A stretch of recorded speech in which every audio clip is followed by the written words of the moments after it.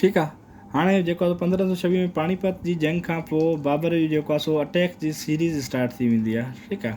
हाणे 1526 में पानीपत में जेको आहे सो इब्राहिम लोधीअ खे शिकस्त ॾियण खां पोइ बाबर पंहिंजे हिकु एम्पायर खे कंसोलिडेट कंदो आहे। ठीकु आहे।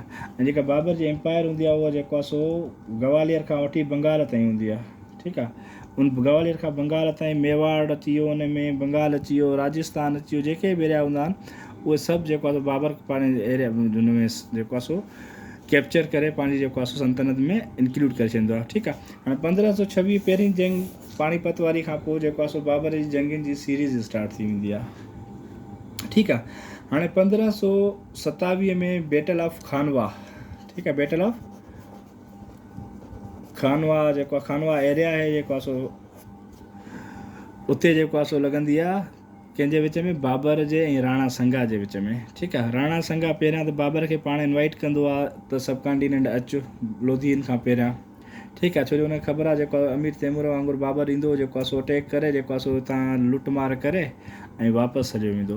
पर बाबर जेको आयो हिते जेको आहे सो अची पंहिंजी एम्पायर जेको आहे सो क्रिएट कयईं। ठीकु आहे। मुग़ल एम्पायर अची क्रिएट कयईं।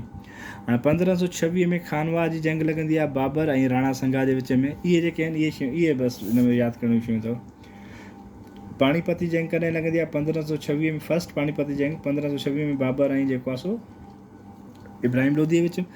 1527 में खानवा जी जंग लॻंदी आहे बाबर ऐं राणा संघा जे विच में। सेम जेको आहे सो वरी 1528 में बैटल ऑफ चंदेरी,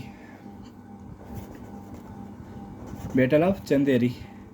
ठीकु आहे। बैटल ऑफ चंदेरी जेका आहे उहा लॻंदी आहे बाबर राजपूत किंग हूंदो आहे, राजपूत किंग मेदिनी राय। ठीकु आहे। बाबर जी जंग लॻंदी आहे राजपूत किंग मेदिनी राय सां 1528 में बैटल ऑफ चंदेरी। ठीकु आहे। बैटल ऑफ चंदेरी कंहिंजे विच में लॻंदी आहे बाबर ऐं राजपूत किंग मेदिनी राय। ठीकु आहे। 1529 में जेको आहे सो बाबर वरी ॿी जेको आहे सो जंग लॻंदी आहे battle of Ghaghra,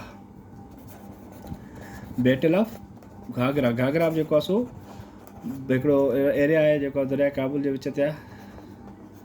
battle of घाघरा। ठीकु आहे। जेका जंहिंमें बाबर जेको अफ़गाननि खे जेको शिकस्त ॾींदो आहे, जेका महमूद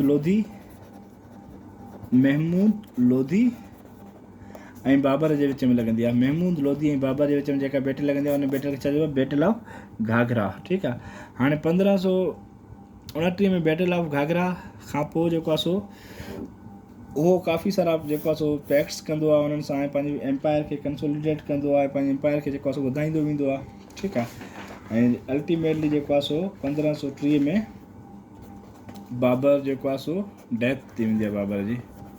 1530 में बाबर जी डेथ थी वेंदी आहे। ठीकु आहे। ऐं बाबर जी डेथ खां पोइ जेको आहे सो बाबर जी जेको आहे सो विश हूंदी आहे, विल थियल हूंदी आहे जेको आहे सो मुंहिंजी डेड बॉडीअ खे काबुल में जेको आहे सो दफ़न कजो, काबुल में। ऐं उन विश जे मुताबिक़ जेको आहे सो बाबर अॼु बि दफ़न आहे काबुल में, जेको बागे बाबर जे नाले सां एरिया आहे हुन में, बागे बाबर। ठीकु आहे। बागे बाबर में जेको आहे सो मुग़ल इम्पीरियर जेको आहे बाबर दफ़न आहे। ठीकु आहे। हाणे जेके चइनि जंगनि जी सीरीज़ आहे मेन जंगनि मां मां ईंदो आहे पाणी बाबर ते अगरि क्वेश्चन ईंदो। ठीकु आहे। त उन्हनि जंगनि खे यादि करण लाइ सिंपल हिकिड़ो तव्हां जेको आहे सो तरीक़ो ॿुधायो। 1526 में छा हो, कहिड़ी जंग हुई? 1526 में पानीपत, माना बाबर जेको आहे सो पाणी पीतो।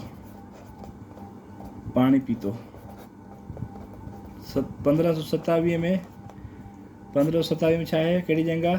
1527 में खानवा, माना बाबर खाना खाया। ठीकु आहे। 1528 में कहिड़ी जंग लॻी आहे? बैटल ऑफ चंदेरी, माना बाबर चांहि पीती, चांहि पी। ठीकु आहे। 29 में जेको आहे सो कहिड़ी आहे?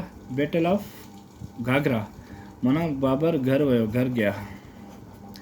1530 में सिंपल मर गया, माना 26 में मानी खाधई, 26 में पाणी पीतई, 27 में मानी खाधई, 28 में चांहि पीतई, 29 में घर वियो, 30 में मरी वियो। बाबर जी सीरीज़ खे यादि करणु सिर्फ़ु तव्हांखे इहे 3-4 शयूं रिपीट करणियूं आहिनि। ठीकु। Thank U.